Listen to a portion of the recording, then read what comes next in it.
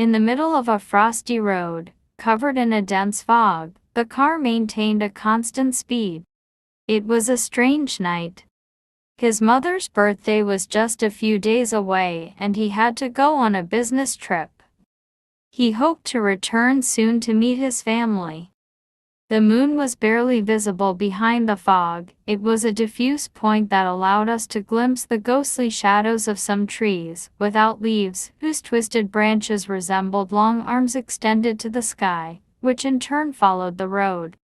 Another bend, and there in the middle of the road a shadow, which forced him to slam on the brakes. The shadow rose rapidly at an incredible speed. After a few minutes, he thought he saw something suspended over the trees again.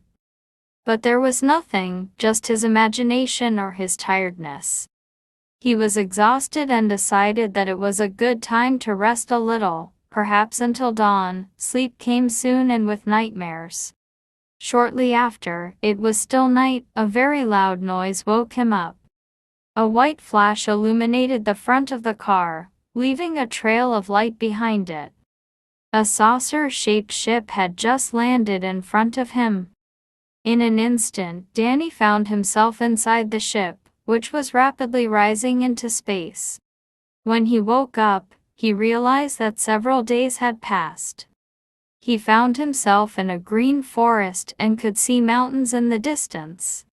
He began to walk. Where am I? What place? What country? Later, he came to a clearing and the northern lights surprised him. He knew that he was not in South America, where he lived. What worried him was how he would return home, without money or papers and documents that were in his car. Not many hours had passed, when he saw a town. He began to approach it and the people looked at him strangely. He did not understand them. They spoke another language. Danny was scared, hungry, cold and sleepy. When his strength is gone, something catches his attention, a place where there is food and people inside chatting at the tables. Upon entering he asks out loud, "Does anyone speak Spanish?" Several people grunt and laugh. But he does not give up. He continues to insist even at the expense of the laughter he provokes. Portuguese. One person answers him and almost faints upon learning that he is in Finland. Days passed, and very soon he adapted to the place. One night when he left his shelter, the shadow with flashes of white light moved again over his head and in a second he found himself in his car again.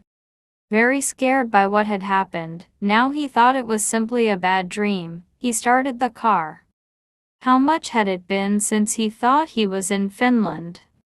It seemed so real to him. He drove until he reached his house.